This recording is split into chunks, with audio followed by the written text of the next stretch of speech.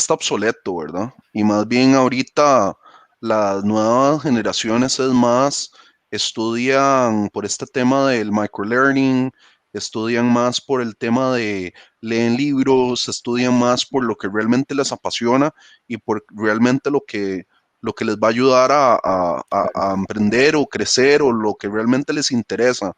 Antes uno, bueno, en mis años, era papito me dice que estudie administración de negocios o papito me dice que estudie ingeniería en sistemas y tengo que pasar 4 años estudiando eso porque es mi obligación y después una vez que estudio busco un trabajo y después agarro una hipoteca, compro un carro y hago mi vida. Y Ujú. eso es, pero ya ese paradigma y ese esquema está cambiando, ¿verdad? Y yo Total. creo, Sí, lastimosamente es un estilo de vida muy mediocre porque ni siquiera te estás dando la oportunidad de potenciarte y de averiguar para qué eres bueno o qué es lo que te apasiona, correcto. sino que directamente voy a lo que otros me dicen que yo haga, ¿no? Es un poco también autoestima, o sea, vienen muchísimos sentimientos o muchísimas cosas en la cabeza que al principio cuesta manejarlas, es verdad. Por eso a veces hay mucha gente que en los trabajos dice, mira, cómo odio, se levantan todas las mañanas y dicen, qué pereza ir a trabajar, o mira, no me apasiona el trabajo que hago, o mira, y a veces es, ¿Qué mira, fue lo que cómo le pasó a podría, Alan? Estaba ponchando y dijo, sí, correcto, no quiero esto. correcto, no quiero hacer eso, quiero hacer lo que realmente me apasiona. Ujú. Sí. Yo sé que ahora hay gente que se levanta todos los días al trabajo o en la noche anterior pone el despertador queriendo no ponerlo y se despiertan al día siguiente queriendo no despertarse y van a Claro. trabajar queriendo no trabajar.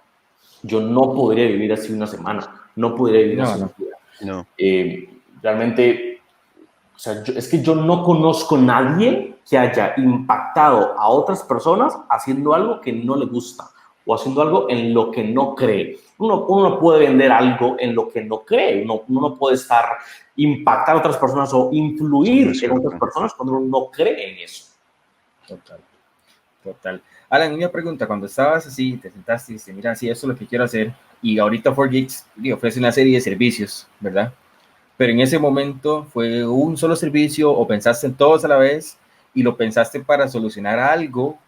¿Cómo fue ese proceso de decidir qué iba a hacer 4Geeks? Bueno, cuando terminé de ponchar cables, como decía, estaba también estudiando en la universidad temas de telecomunicaciones. Al salir de esa compañía anterior que había fundado, entonces también cambié de carrera en la universidad. Por cierto, nunca la terminé. También cambié de carrera más enfocada al área de productos, al área de software, ¿no? Entonces, lo tenía muy fácil, lo tenía muy fácil. O sea, lo que había que hacer ahora es hacer software, hacer productos, porque era en lo que yo Claro. estaba involucrado. No quería decir que era lo que yo supiera hacer, ni era en lo que yo era mejor, lo que sabía mejor hacer, pero era el cambio que yo quería hacer, era donde me sentía más cómodo. Y básicamente es el cambio porque es más fácil impactar es más fácil crear cosas que no se pueden tocar o crear cosas que sí se pueden tocar. Es decir, tienes Claro. mucho más chance de poder agregar valor a eso que estás creando que a un producto físico, ¿no? Es mucho más fácil, es mucho más difícil de Yo, comercializar yo, algo que tocas. yo siento que en la tecnología tenés más chance de poder pivotar, poder iterar más rápido, tenés más chance de poder rápidamente fallar rápido en lo que estás haciendo como negocio en el campo tecnológico que a la hora de hacer un producto físico, ¿verdad? Ujú. Un producto físico, vos industrialmente sacás el producto, sacás el batch, el inventario y si al final no pegó, te quedas con ese costo, ¿verdad? En cambio, Claro. software, como lo dice Alan, eh, te permite bueno, no funcionó, veamos si es por esta ruta, veamos cómo, si validamos más con los usuarios, hagamos más validaciones. Entonces Claro. yo creo que lo pensaste súper bien, Alan. Yo creo que el mundo del software y ahora más con la validación ahorita que estábamos hablando antes de empezar en este podcast, con la crisis, que ahora todo el mundo más bien está pidiendo los servicios digitales y haciendo todo el tema de transformación digital, porque el COVID y la crisis los ha tenido que forzar a que hagan esa transformación digital. Sí, y tal vez es un llamado para esos emprendedores que están en esa, que están aún decidiendo en qué camino lanzarse. Y es que las agencias digitales necesitas cero para poder empezar. Lo único que necesitas de una agencia digital es saber hablar. Es lo único, saber hablar. ¿Por qué? Porque el negocio de servicios está más enfocado en confianza, está más enfocado en el valor agregado, está más enfocado en lo que puede impactar. Y eso no se logra sin confianza y de alguna forma influencia. Pero viene antes la confianza. Y eso se gana con relaciones o con comunicación, con liderazgo, qué sé yo. Así que son habilidades que no tienen que comprarse. Ya alguien viene con algún cierto porcentaje de habilidad para saber comunicarse o para saber Claro. vender o para saber exponer ideas. Lo que no saben el resto de la gente es el porcentaje de esa habilidad, no confían en eso ni en ellos y por tanto no buscan la forma de aumentar esas habilidades. Algo que yo siempre digo es que el miedo en los emprendedores juega un papel brutal, porque yo conozco muchos de los emprendedores con los que yo asistía hace 8 años a esas reuniones físicas, esas células aquí en San José, y muchos de ellos ahora ya no existen. No existen, no me refiero a que estén muertos, no, sino es que están... no están haciendo lo que hace 8 años o lo que hace 7 años estaban intentando hacer, ¿no? Entonces, yo creo que cuando uno tiene habilidades bajas, que la mayoría de los emprendedores la tenemos, yo tengo habilidades bajas, pero los miedos son altos, tienes que buscar la forma de aumentar esas habilidades a través de mentores, también a través del prueba y error, a través de mucho feedback, aumentar esas habilidades para que ese miedo lo puedas bajar y que las habilidades sean mucho mayor que los miedos. Es la única forma en que los emprendedores van a poder tomar decisiones y vayan a trascender, ¿no? Porque el miedo siempre va a estar. Yo aún tengo miedo de tomar decisiones. Ahora estamos decidiendo qué hacer con algunas unidades de negocio. Ahora estamos decidiendo qué hacer. Pregunta, ¿tenés más miedo de tomar decisiones ahora que está más consolidado 4Geeks? ¿O tenías más miedo de tomar decisiones cuando estabas empezando? No, creo que es ¿O es la relativo. misma sensación o es diferente? Sí, no, creo que es una sensación muy similar. Ahora tienes más gente a cargo, ahora las decisiones que puedas tomar dejas de darle literalmente alimento a unas familias.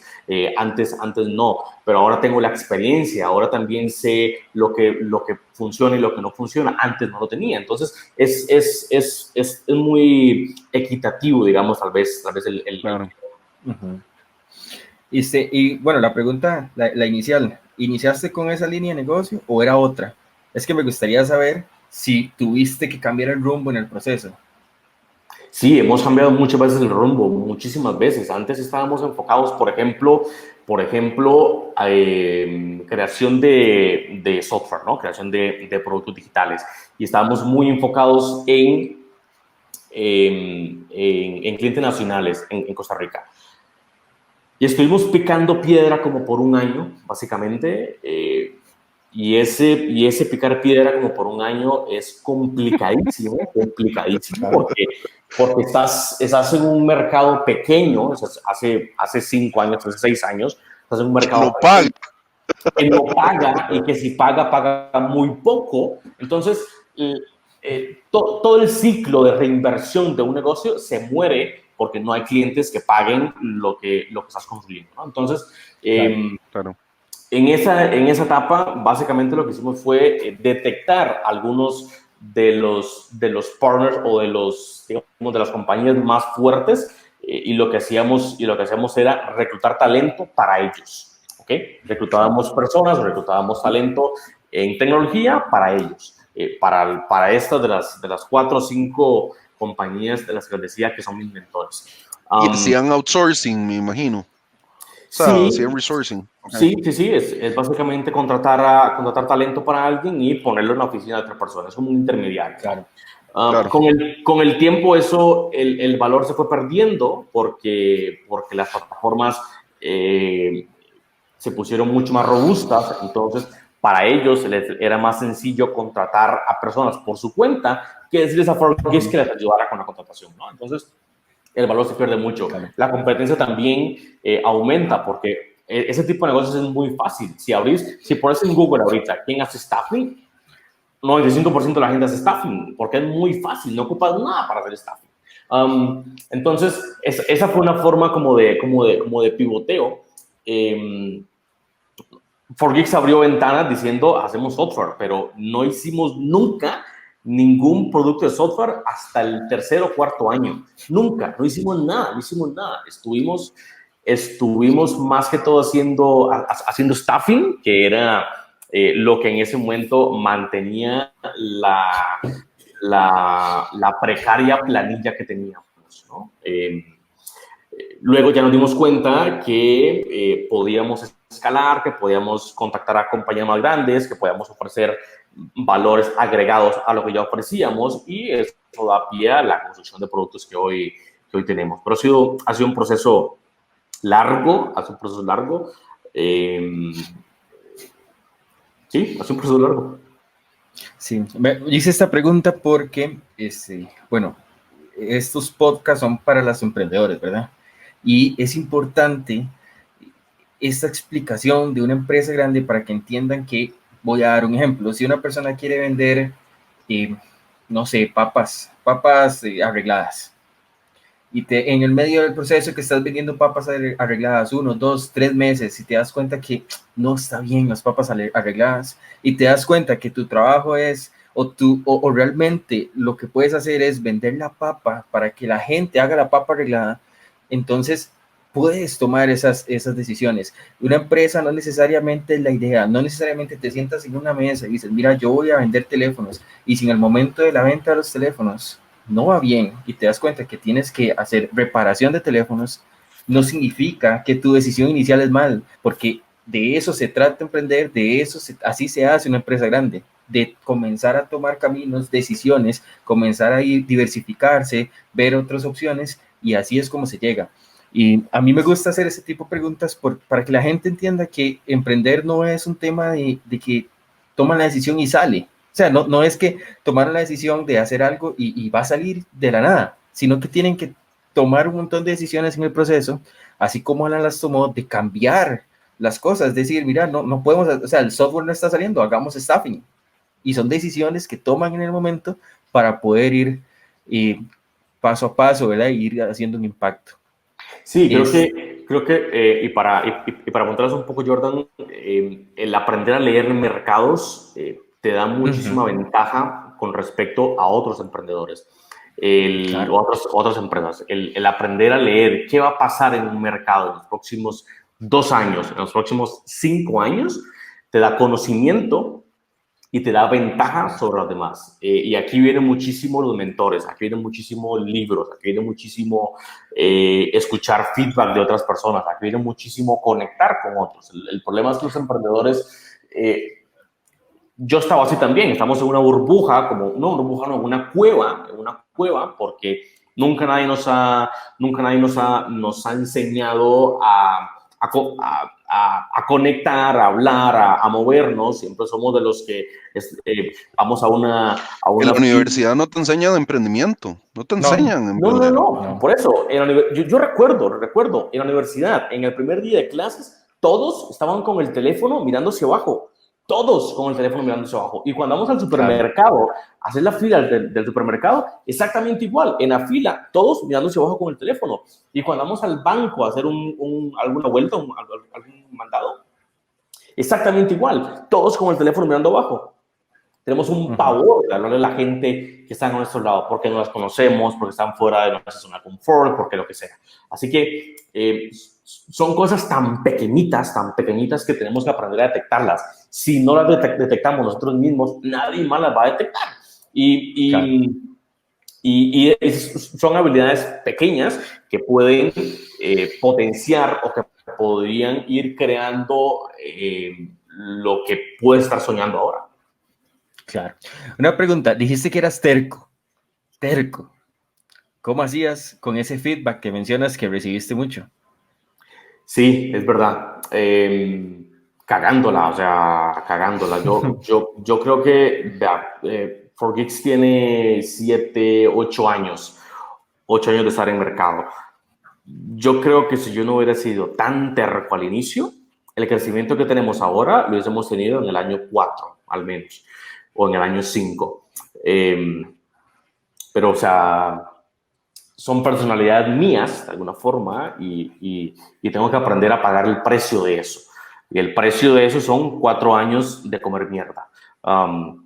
Ese es el precio, o sea, es justo lo que está pasando. Pero aprendiste a recibir feedback entonces, de mentores, o sea, en este momento. Totalmente, totalmente. Y aún lo sigo recibiendo. Nosotros en 4Geeks tenemos una cultura. Hay un podcast en el que hablamos de eso, se llama la cultura de la vulnerabilidad. Y es, muéstrate vulnerable, muéstrate que eres una persona que puedes fallar, muéstrate ante tus colaboradores, ante tus compañeros, ante una persona que puedes fallar, para que ellos también te vean como una persona que estás al mismo nivel que ellos, ¿no? Así el feedback es mucho más transparente, más limpio, porque la mayoría de las compañías nadie le dice nada a su jefe o nadie le dice nada a la persona a quien tiene que darle cuentas porque tiene miedo a que le recriminen, ¿no? O porque no voy a decir nada mejor porque tengo miedo a que me queme o porque tengo miedo a que diga algo, porque tengo miedo a que me avergüence, lo que sea. Eso 4Geeks estamos tratando de eliminarlo a través de la cultura de la vulnerabilidad que estamos impulsando. Es obligándolos a todos a que den feedback, a que hablen, a que se comuniquen y las ideas de cada quien tienen un peso que al fin y al cabo o pueden tomarse, tienen un puntaje también o el feedback o las ideas de otras personas que pueden tomarse para cambiar el rumbo de una unidad de negocio dentro de 4Geeks o de la forma en la que 4Geeks está haciendo cosas. Hoy yo no dirijo 100% 4Geeks, sino que lo dirigen las personas que ya hemos creado. Así que toda la parte operativa, toda la parte ejecutora, toda la parte, digamos, estratégica dentro de la oficina, dentro de lo que ya tenemos, lo dirigen otras personas. Y eso solo se logra cuando creas líderes, cuando detectas líderes y los formas, ¿no? Eso me gusta mucho, Me Alan. encanta. ¿Cómo creaste ese sentido? Y eso viene mucho de tu liderazgo. Y vos decías mucho de cómo tu liderazgo se puso al mismo nivel para darle ese acceso y esa confianza a los demás y poder crear otros líderes, ¿verdad? Poder crear como esos otros minions igual a vos y que te pudieran ayudar y poder crear todo un equipo que estuviera a la misma sintonía, un equipo que fuera autodirigido, porque ahorita tenés todo un equipo autodirigido. Mira, y eso es lo que todo el mundo quiere a nivel de negocio ahorita. Un equipo que sea autofuncional, autodirigido, va mucho con la filosofía Agile, que tomen decisiones, que fallen rápido, que sean flexibles. Entonces, ¿cómo lo lograste? Y eso viene mucho, de lo que percibo, viene mucho también de tu liderazgo y te felicito. Muchas gracias. Yo creo que aún no lo hemos logrado, creo que estamos en el proceso, pero al principio cuesta, básicamente porque tenemos muchísimo ego y porque somos, o sea, yo fundé esta carajada, ¿quién va a saber más que yo si yo fundé esto? ¿Me explico? Ese es el pensamiento de las personas ahora. Digamos que en la oficina, al menos en 4Geeks, no hay cubículos. son mesas abiertas. Hay una sola común donde todos almorzamos a la misma hora. Todos los jueves, cuando íbamos a la oficina todos, hacíamos algo que se llamaba desayuno compartido. Entonces todos llevábamos algo para desayunar y desayunábamos y conversábamos. Sea del área que sea, puede ser operativo, puede ser comercial, puede ser ejecutor, lo que sea, todos en una misma mesa. También hacemos cosas como Beer Fridays, un viernes de cada mes nos íbamos a tomar cerveza a algún sitio. Entonces, eso de una forma hace cercano a los diferentes roles o las diferentes otras unidades que existen dentro de 4Geeks. Y con el paso del tiempo, crees que porque está cercano, le puedo hablar o le puedo decir, Alan, lo que estás haciendo, yo lo vi en otro sitio y puede que no funcione, o lo que estás haciendo puede que no vaya. Pero ve qué importante lo que estás diciendo. Esa confianza, esa cercanía hace que los empleados trabajen mejor, sean más fieles, crea un sentido de innovación a nivel de la cultura empresarial y se sienten parte de la empresa. Entonces, Y para mí es sumamente poderoso eso. sí, y no solo eso, sino que los hacemos responsables de lo que sucede. Dejas que la caguen. Dejo que la caguen. Básicamente. Y después los cagamos por eso que hicieron, ¿ok? Decimos, este es sus tareas, esos son los objetivos. Yo no puedo decirte lo que tienes que hacer, pero esos son los objetivos. Por eso el proceso de reclutamiento de 4Geeks es un poco extenso, porque tratamos de que lleguen personas que puedan pensar por sí solos, y no que estén esperando, digamos, órdenes de otros, porque es la cultura que tenemos para nosotros, es mucho más sencillo, ¿no? Entonces, dejamos que la caguen en sí. Nosotros decimos siempre que a todos los ponemos en la línea de fuego, a todos en la línea de fuego. Es decir, si ahí adelante hay balazos o hay fuego o hay lo que sea, todos nos vamos a quemar, todos nos vamos a morir. Si hay sol y si es un ambiente muy interesante, todos lo vamos a pasar bien. Entonces, hay un sentido de responsabilidad sobre los líderes que vamos detectando, ¿no? Ese sentido de responsabilidad los hace a ellos de alguna forma dueños de la propia burbuja en la que están corriendo, del propio sector, con el fin de que hayan como células o como burbujas o como islas dentro de 4Geeks que sean independientes, ¿no? Al fin y al cabo, 4Geeks va a ser una sombrilla legal en la que se mueven subnegocios. Claro. Me gusta mucho. Una pregunta. Me dijiste que estás en Estados Unidos, México, acá. ¿Cuándo tomaste esa decisión? ¿Y por qué? Bueno, la tomé básicamente por asuntos de cobranza y por asuntos legales. Tuvimos la oportunidad hace algún tiempo de incorporar en Estados Unidos, entonces incorporamos en Estados Unidos. No es es una oficina más que todo fiscal y comercial que operativa. En México y Costa Rica sí es más operativa y estratégica. Ahora estamos buscando la forma de no tener que depender de una oficina, sino que estar migrando a otros sitios. Por eso el próximo año vamos a migrar a Colombia, y también vamos a migrar o a hacer mucho más negocios en México. Así que en México no tenemos tanta presencia, es verdad, sino es más en Estados Unidos y en Costa Rica. Pero Mira, Colombia es un mercado que está creciendo aceleradamente, sí, gigante. hay muchas, digamos, el sector jurídico, las leyes, de alguna forma ayudan a que el riesgo se dé y entonces las personas puedan iniciar compañías o puedan entrar capital para crear algunas cosas en industrias en las que antes no existían. Por ejemplo, bienes raíces, por ejemplo, fintech, por ejemplo, educación con tecnología, edtech, qué sé yo, ¿no?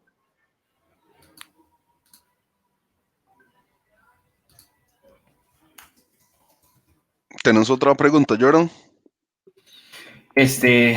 Sí, y bueno, hoy varias. Esta era como del principio, pero es como más una duda personal. El nombre, ¿por qué 4Geeks? ¿Por qué A le mí me pusiste encanta así? el hombre. Sí, a Uf, mí también, pero siento, vamos a ver, cuando yo lo leo, siento algo como, no sé, ¿será cuatro que pelados ahí, los pero fundadores no sé, fueron es que no. cuatro? ¿Será que los fundadores fueron cuatro y eran cuatro geeks? O... Exacto, eso es lo que siento. Eso da muchísimo para que las personas se pregunten.